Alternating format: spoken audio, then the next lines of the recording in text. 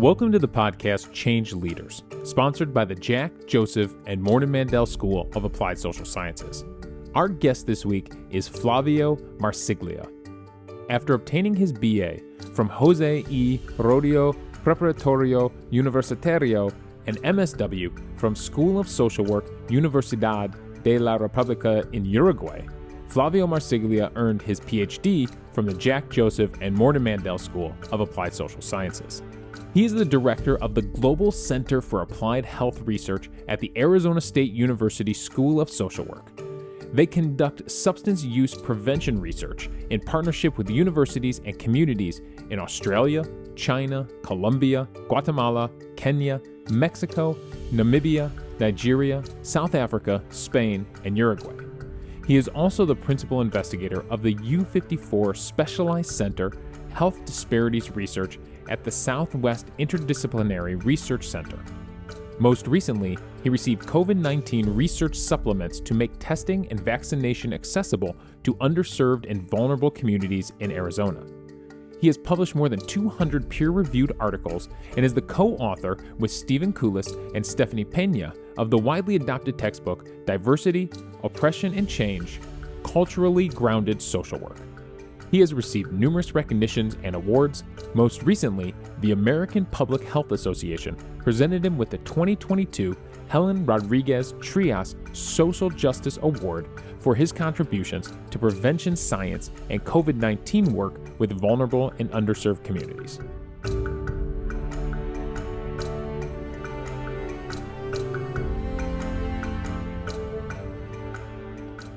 Flavio, how would you describe yourself as a researcher? I describe myself as an intervention research. Tell folks who are not in the research world what that means, intervention research. It means that we identify with community unmet needs, and then together with community, we develop an intervention or a way of addressing that problem or unmet need. And then what we do is, once we develop it, we test it to be sure that it works. We talk about evidence-based interventions, evidence-based practice in social work, and that's what we do with our team and our community partners. We develop a program or a service, or in our case, we do a lot of prevention work with children and youth, substance abuse prevention. And then we have to do what we call randomized controlled trials. It's big evaluation studies where we have a control group. Some schools don't get the program, some schools get it, and then we can compare over time if by having this new intervention or program, children and young people benefit more than those who don't get it. And then we can identify that really is working. And randomized controlled trials are generally considered the gold standard in terms of scientific output. So you wear many hats and you're so distinguished on so many different levels. We are taking a ride in an elevator and we have 30 seconds, an impossible task, I know, but describe who is Flavio Marsiglia. Oh, you're very generous with your comments, but I always say that I am a social worker first. I am a person who cares about the health of our communities, the well-being, and I'm trying to make a contribution. And I have been doing this for many years now. And I always do it as part of a team. I'm very much a team-oriented investigator and with community. And I am an optimist. I believe that change is possible. And then if I can contribute in any way to accelerate that change and to be sure that we're not doing harm, but are doing good to those who need it the most, that makes me happy. If I can have to use two adjectives, I would say I'm an optimist as an investigator, and I'm also a happy person when I see that we're doing something that is making a contribution. Yeah.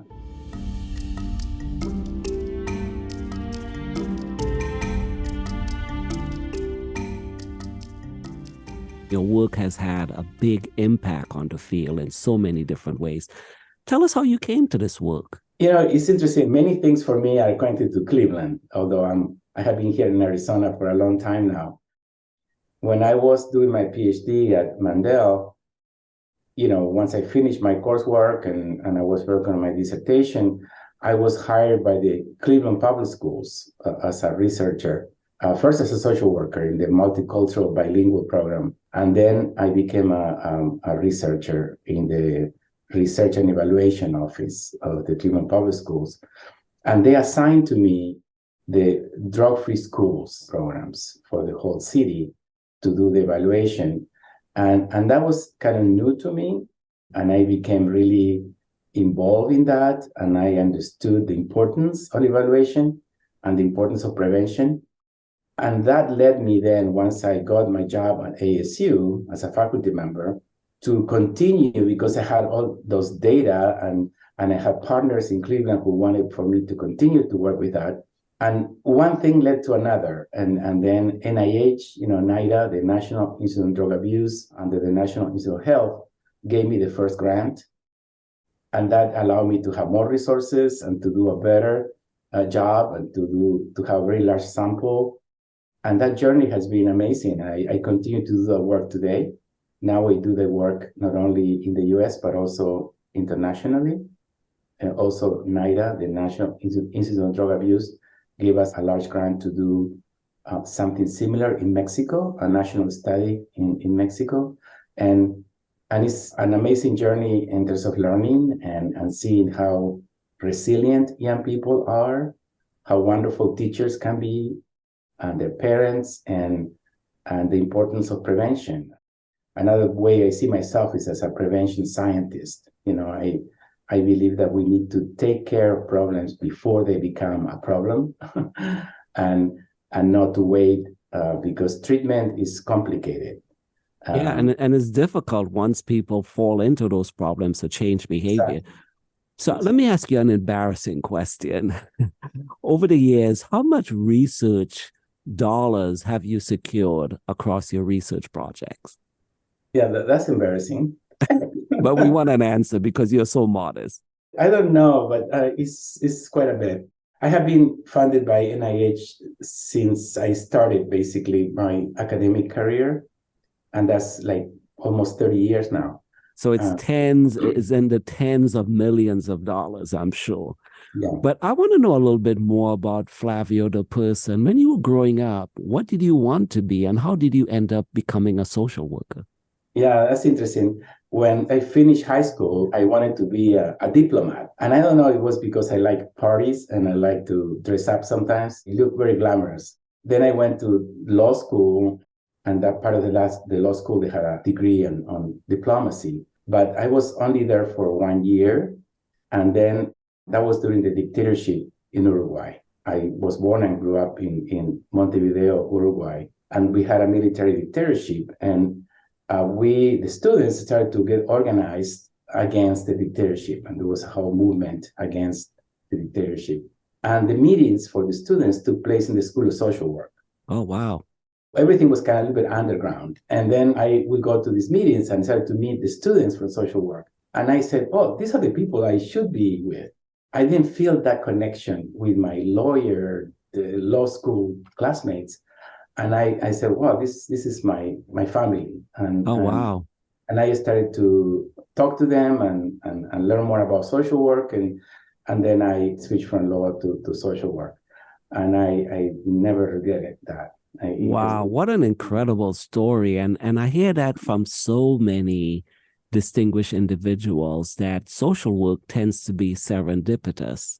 Mm-hmm. Folks fall into it. I myself didn't even know what a social worker was. I was on my way to becoming a psychologist. And like you, the profession of social work happily found me. Let me ask you, what is your guilty pleasure? What do you do for fun? What do you do to relax? Being in Arizona, I discovered the beauty of the desert. And for me, what gives me peace and relaxation is to hike in the desert and to hike in the mountains. And that's an amazing experience. And the kind of beauty that you encounter in the Sonoran Desert is so special. And I think that's what taking a whole day hike, packing your lunch, and that's something I recommend everybody to do at least once. And what about your comfort foods? What foods comfort you? I don't know these days we can talk about it, but coming from Uruguay, a beef eating country and with more cows than people, um, having a steak once in a while Oh, is quite nice. oh I'm wow, sorry you're for getting English. my mouth watering for that. I respect friends and colleagues. I don't eat beef as much as I used to, but once in a while there's something very special about a good steak. Yeah. Yeah. You've conducted multiple studies across the years. I want you to just elevate 2 or 3 findings that you are particularly proud about. And I know this is almost like asking someone to choose among their children, but some findings that you found particularly illuminating. I would like to start with one. We developed, designed, and tested a family intervention, substance abuse again, with parents. In our case, like with many interventions with families, when we say parents, we mean mostly mothers. And these were recent immigrants, mostly from Mexico, in Phoenix. And the idea was for the mothers and fathers to help their children with their prevention needs. The idea is for the family to be engaged, as we were doing work in the classroom with the children, to have this double dosage type of approach. And the surprising finding from that was that many mothers, or a significant number of mothers who participate in the study, told us that they benefited from the intervention themselves because they were having issues with addiction. But being immigrants, and in some cases undocumented, they didn't feel comfortable going and asking for help and getting into treatment.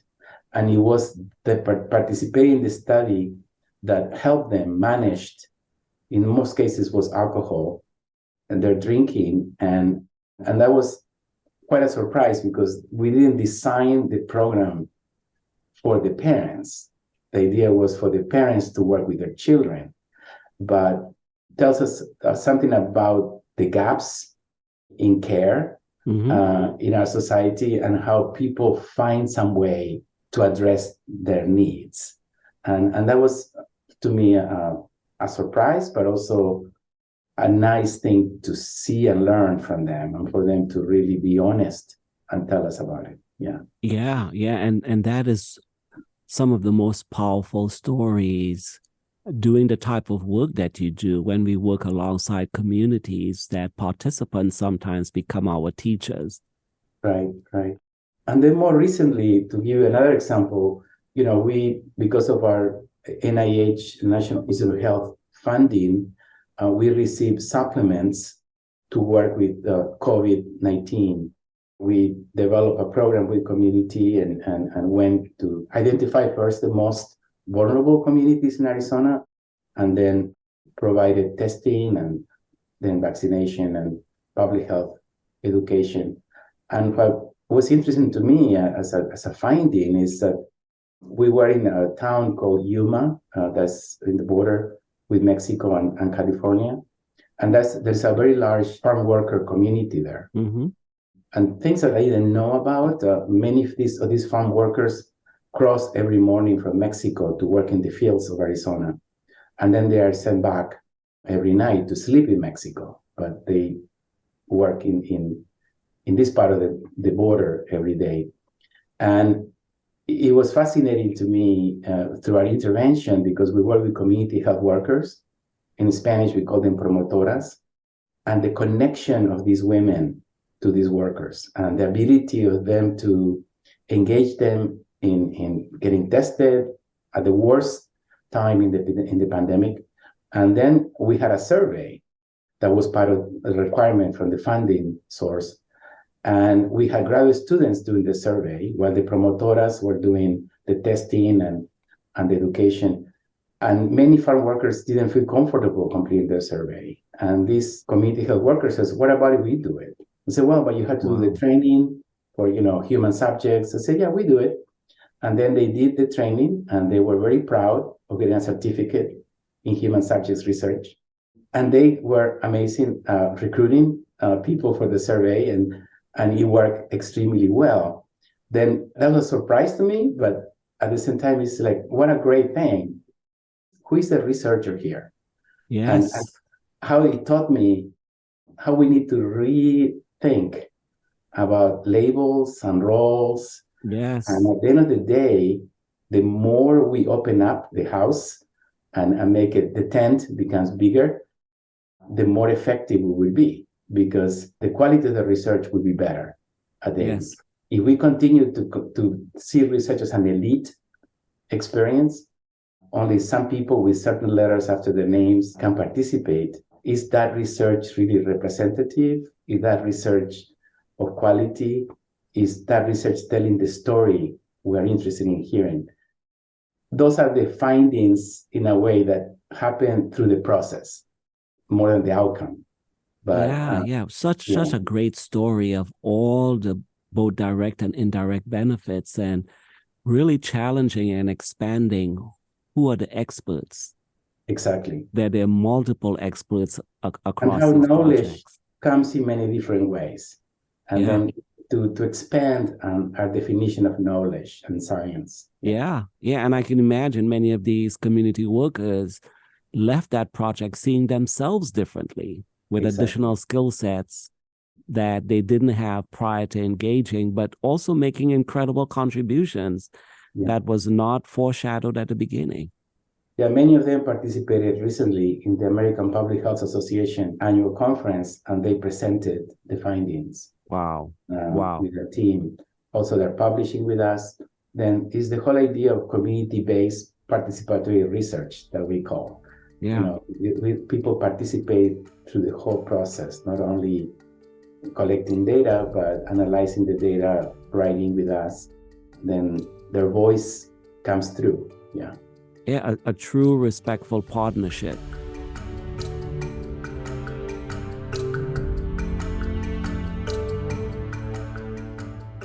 So you've answered this several different ways. The work that you do is really tough. You're working with vulnerable populations. What keeps you motivated? What keeps you going? Tell me about some of the joys that you get from doing this work.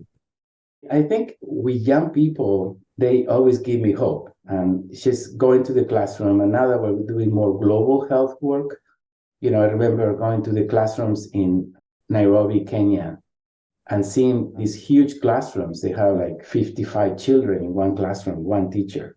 There were so many children, and some of them were facing the blackboard, little desks, because there was no room in the actual area of the classroom for them.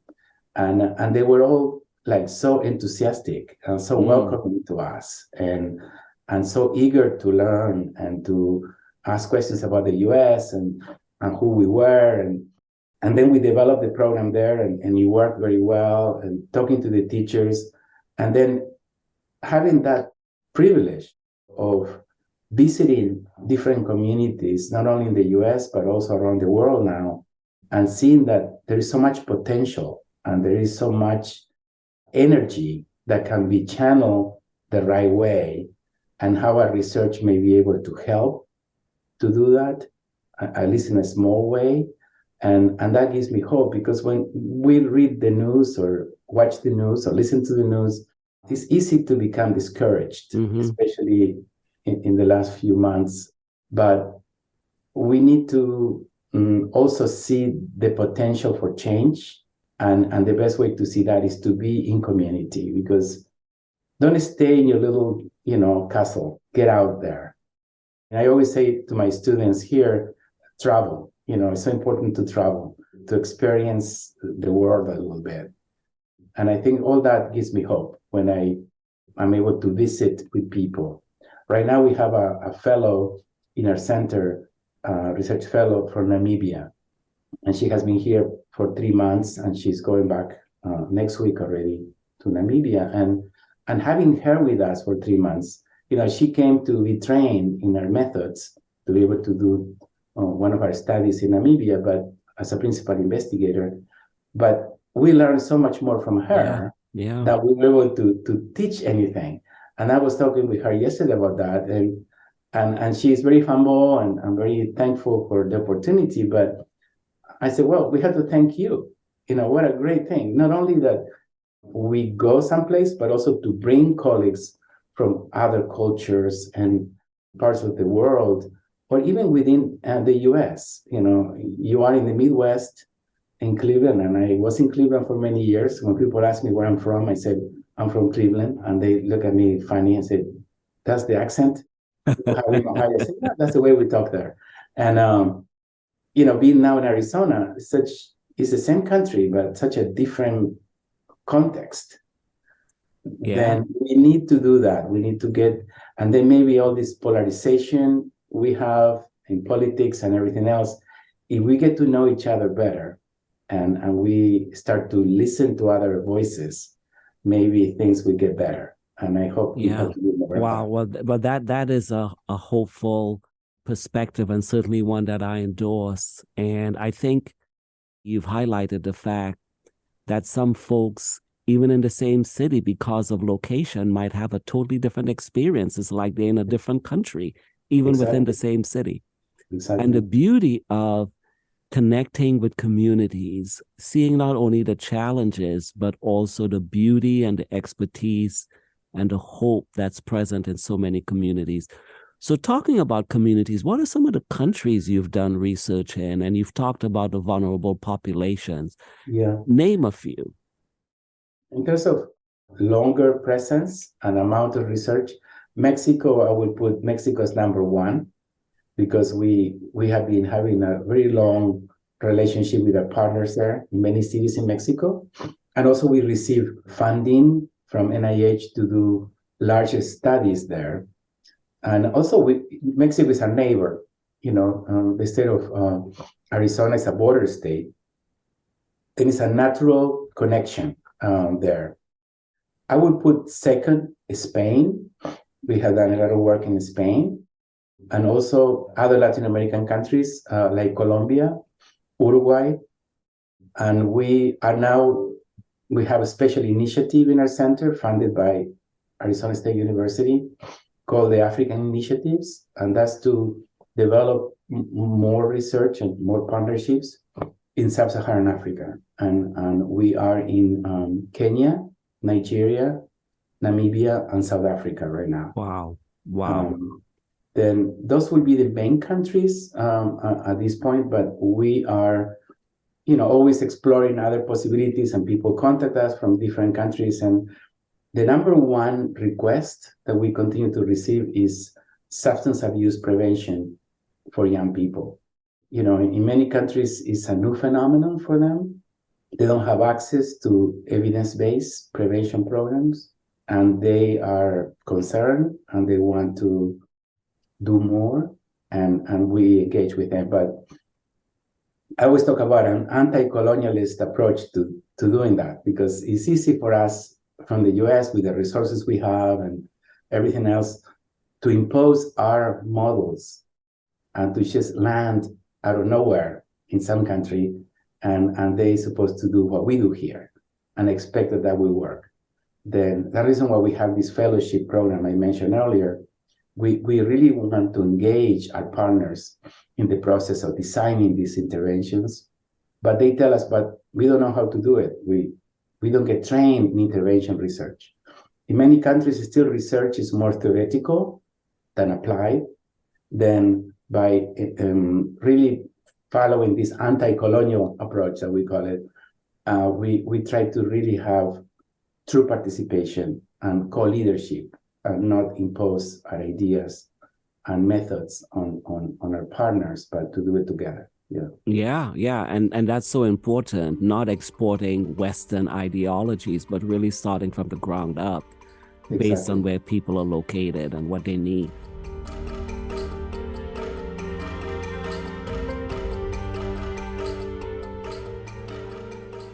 So you mentioned you were on your way to becoming a lawyer, and you gladly stumbled into the profession of social work.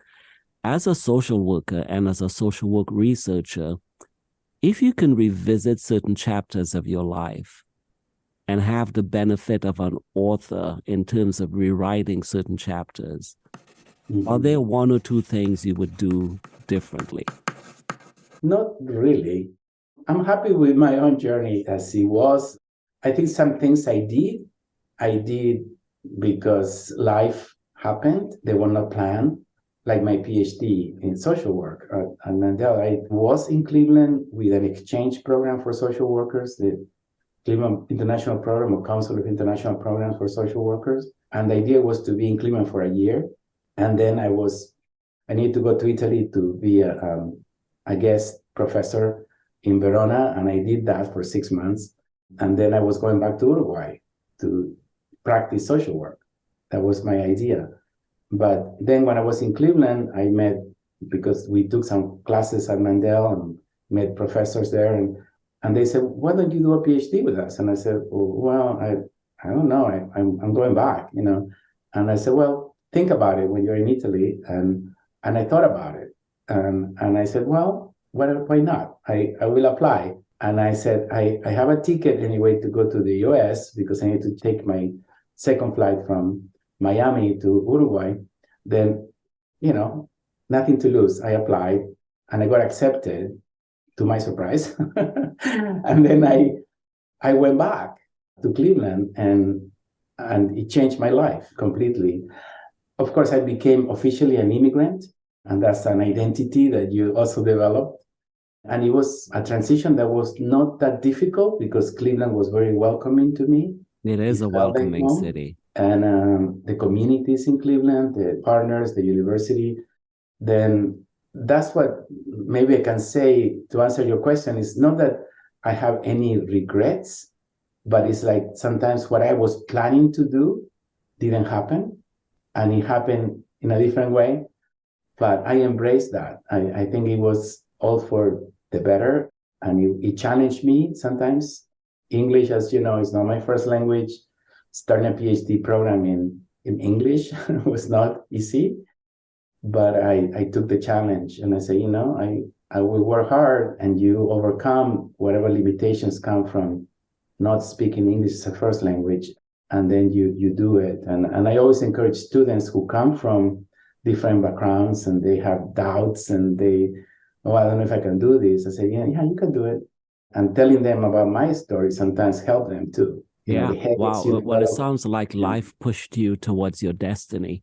So imagine you're teaching incoming first-year students, first day of class, bright-eyed, bushy-tailed, wanting to change the world, wanting to make a difference. 2 pieces or 3 pieces of advice you would give to those newly minted incoming social work students? Yeah, I always think that we need to be disciplined in what we do.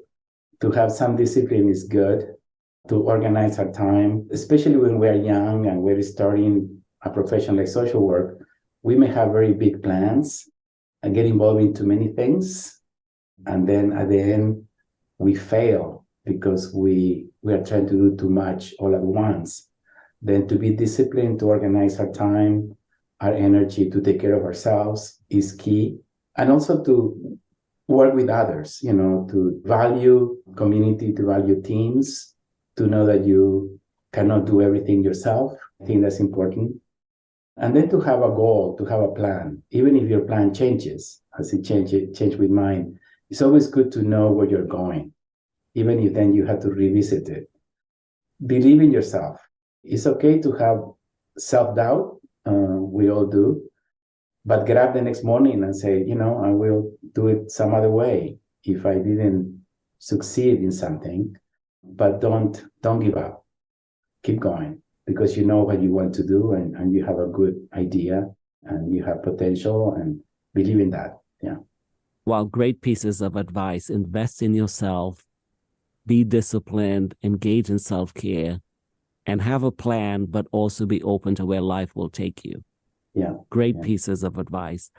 So my last question and fun question, imagine you having dinner with any 3 individuals. These could be individuals who are currently living or historical figures. Who would those 3 individuals be that you would invite to dinner, and why? That's a good question. I don't know. I think about people I enjoyed their company. Not only that they were or are important in my life, but that I will enjoy having dinner with them. And some of them I'm thinking are gone. I'm thinking about my my chair of my dissertation from Mandel, Dr. Howell Goldstein. He was an amazing, warm, caring person that I will really enjoy having dinner with him. A second person also from Cleveland that comes to mind is a dear friend, Miss Marjorie Witt Johnson. She's a graduate from Mandel from very, very early days. She has been gone for a while, and she was a dancer, a choreographer, very involved in Karamu House for many years. She had a dance troupe that became very popular in the 30s, and she became a dear friend of mine there, and she used the term hermano with me. You know, she was my sister, although she was much, much older than I was. But we had that kind of a relationship, a brother-sister relationship, and I will really enjoy meeting her again and having dinner with her. And the third person that comes to mind, because I met her in person a few years ago here in Phoenix, Miss Dolores Huerta. I don't know if you know her. She worked very closely with Cesar Chavez during the farm workers movement when that was very strong. And she's the one who coined the term, the phrase "si se puede," you know, yes, it's possible, that is used a lot in many movements within the Latinx community.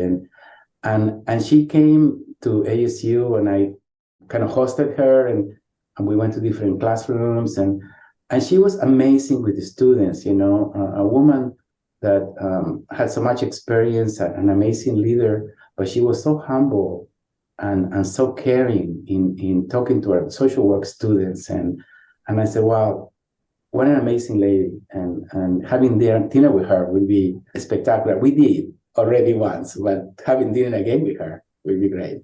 Yeah. Well, it sounds like you embody her and she embodies you. You are so accomplished, so gracious, and so humble, Flavio. Thank you. And, Thank you. I can see why that phrase means so much for you and to you, because you do believe in hope.